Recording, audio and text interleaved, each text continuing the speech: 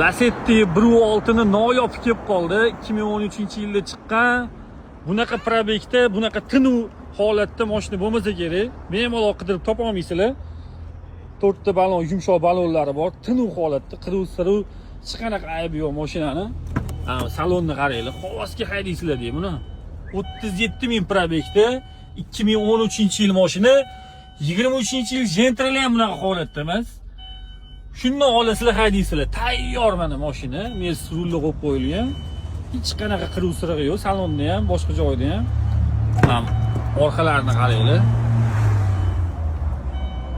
Haydalmagan, odam o'tirmagan orqalariga bor-ku. Turgan mashina.